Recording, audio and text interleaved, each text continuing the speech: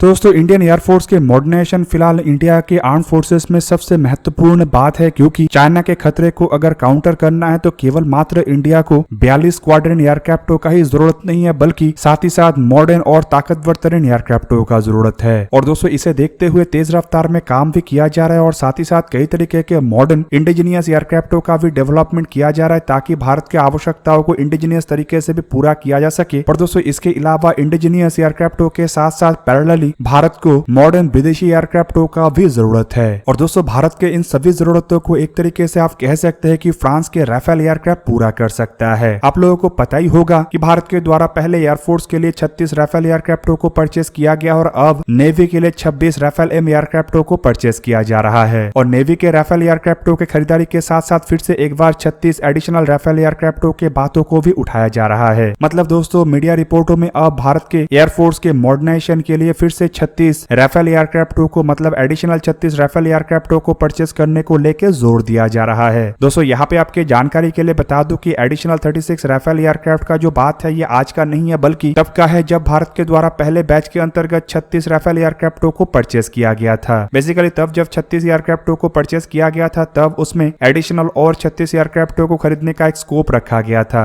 मतलब एक follow on deal के अंतर्गत और 36 एयरक्राफ्टों को खरीदने के एक बातों को रखा गया था, लेकिन फिर उसे लेके कभी डिटेल में चर्चा नहीं हुआ। यहाँ पे आपके जानकारी के लिए बता दूं कि भारत की तरफ से तो चर्चा नहीं किया गया, लेकिन समय समय पे फ्रांस के द्वारा भारत के सामने एडिशनल 36 एयरक्राफ्टों को खरीदने को लेकर प्रस्तावों को रखा जाता है। और अब नेवी के एयरक्राफ्टों को खरीदने के बाद फिर से बताया जा रहा है कि भारत को अपने पुराने इरादे के तहत एडिशनल एयरक्राफ्टों को खरीदना चाहिए। दोस्तों यहाँ पे आपके जानकारी के लिए बता दूं कि इन 36 एयरक्राफ्टों को खरीदना एक तरीके से भारत के लिए सही भी होगा और एक तरीके से भारत के लिए ये गलत भी साबित हो सकता है। अब सबसे पहले अगर सही के बातों को देख लिया जाए तो 36 राफेल एयरक्राफ्टों को खरीदने के साथ साथ भारत में ऑलरेडी राफेल एयरक्राफ्टों को लेके एक इकोसिस्टम तैयार हो चुका है, जिनमें इंडियन एयरफोर्स के पायलटों के पास राफेल एयरक्राफ्टों के ट्रेनिंग और राफेल एयरक्राफ्टों के एक्सपीरियंस भी है। और ऊपर से बताया जाता है कि इसके लिए भारत में जो इंफ्रास्ट्रक्चर क्रिएट किया गया है वो करीबन दुगना एयरक्राफ्टों को होल्ड कर सकता है। मतलब अगर भारत एडिशनल 36 राफेल एयरक्राफ्टों को परचेस करता है तो भारत के लिए ट्रेनिंग मेंटेनेंस का तो कोई एडिशनल खर्चा नहीं पड़ेगा, ऊपर से एडिशनल इंफ्रास्ट्रक्चर को भी निर्माण करना नहीं पड़ेगा। फिलहाल जो दो बेसों में इन 36 राफेल एयरक्राफ्टों को एक एक स्क्वाड्रन के रूप में डिप्लॉय किया गया है, वहां पे बताया जाता है कि टोटल दो स्क्वाड्रन एयरक्राफ्टों को एकोमोडेट करने का सुविधाएं है। मतलब अगर एडिशनल 36 राफेल एयरक्राफ्टों को परचेस किया जाता है तो यहाँ पे भारत को कई तरीके के सुविधा मिलेगा, जैसे कि खर्चा कम होगा और रिसोर्सेस का प्रॉपर यूटिलाइजेशन होगा। हालांकि दोस्तों यहाँ पे आप लोगों को यह भी जान के रखना चाहिए कि जो पहले बैच के 36 एयरक्राफ्टों को खरीदा गया था उसमें एक इंडिया स्पेसिफिक एनहांसमेंट के लिए भी भारत के द्वारा खर्चा किया गया था और उन्हीं कारणों की वजह से 36 एयरक्राफ्टों का जो प्राइस था वो एक कंट्रोवर्सी का कारण भी बना। और दोस्तों अगर भारत एडिशनल और 36 राफेल एयरक्राफ्टों को परचेस करता है तो इंडिया स्पेसिफिक एनहांसमेंट के लिए भारत को कोई और एडिशनल खर्चा करने का जरूरत नहीं पड़ेगा। मतलब इस बार 36 राफेल एयरक्राफ्टों का कीमत पहले के मुकाबले में कम होगा। अब यहाँ पे दोस्तों आप लोगों को यह भी जान के रखना चाहिए कि खाली कीमत कम नहीं होगा, बल्कि पहले जो भारत के द्वारा पैसा खर्चा किया गया था उसका भी एक प्रॉपर यूटिलाइजेशन होगा। पर अगर एडिशनल 36 राफेल एयरक्राफ्ट भारत के द्वारा परचेस किया जाता है तो ये भारत के लिए थोड़ा प्रॉब्लम क्रिएट कर सकता है और वो दोस्तों प्रॉब्लम बेसिकली 114 फाइटर एयरक्राफ्टों के टेंडर में होगा। यहाँ पे आप लोगों के जानकारी के लिए बता दूं कि भारत जो 114 फाइटर एयरक्राफ्ट खरीदने को लेकर इरादा बनाया है उसमें भी राफेल एयरक्राफ्टों को ही प्रमुख दावेदार के रूप में देखा जा रहा है। और आपके जानकारी के लिए बता दूं कि अगर एडिशनल और 36 एयरक्राफ्टों को खरीदा जाता है तो एक तरीके से आप कह सकते हैं कि इन 114 फाइटर एयरक्राफ्टों के खरीदने के जो इरादा है उसे भी बैक बर्नर में डाला जा सकता है और इन एयरक्राफ्टों के जरूरतों को पूरा करने के लिए एडिशनल इंडिजीनियस एयरक्राफ्टों को खरीदने का बातों को रखा जा सकता है। मतलब दोस्तों उस कंडीशन में भारत को 114 नया राफेल की जगह में केवल मात्र 36 नया राफेल ही मिल सकेगा। पर दोस्तों अगर उस टेंडर के अंतर्गत भारत के द्वारा राफेल की जगह में कोई और एयरक्राफ्ट खरीदा जाता है तो मेरा मानना यह है कि भारत को एडिशनल 36 राफेल एयरक्राफ्टों के तहत भी आगे बढ़ना चाहिए। हालांकि अन्य एयरक्राफ्टों के खरीदारी का संभावना ना के बराबर ही है। दोस्तों ऑलरेडी अगर भारत के द्वारा 36 राफेलों को खरीदा गया है तो यहाँ पे एडिशनल 114 राफेल एयरक्राफ्ट खरीदने का ही इरादा करना चाहिए, क्योंकि इसमें भी भारत को प्रॉपर रिसोर्सेज यूटिलाइजेशन और इंडिया स्पेसिफिक एनहांसमेंट के जो इन्वेस्टमेंट है उसका भी प्रॉपर यूटिलाइजेशन होगा। पर दोस्तों इसके साथ ही साथ जो 114 फाइटर एयरक्राफ्ट के टेंडर है उसे भी तेज रफ्तार करना चाहिए, क्योंकि जिस तरीके से ये लगातार डिले हो रहा है ये केवल मात्र एयरक्राफ्टों के संख्या को ही इंडियन एयरफोर्स से घटा रहा है और मॉडर्नाइजेशन प्लान को ही डिले कर रहा है। अब दोस्तों मेरा मानना तो यह है कि भारत की तरफ से शायद एडिशनल 36 राफेल के अंतर्गत आगे ना बढ़ा जाए बल्कि उसके जगह में 114 फाइटर एयरक्राफ्ट के टेंडर को ही महत्व दिया जाए, जबकि वहीं पे शायद भारत 114 फाइटर एयरक्राफ्ट के अंतर्गत भी डैसॉल्ट एविएशन के राफेल एयरक्राफ्टों को ही परचेस करे और ये संभावनाएं अब 26 राफेल एम एयरक्राफ्टों की खरीदारी के साथ और बढ़ गया है। अब दोस्तों यहाँ पे राफेल एयरक्राफ्टों का बात हो ही रहा है तो मैं आप लोगों को इंडिया के द्वारा खरीदे जाने वाले राफेल एम एयरक्राफ्टों को लेके भारत को जो अट्रैक्टिव डील मिला है उसके बारे में भी बता देता हूँ।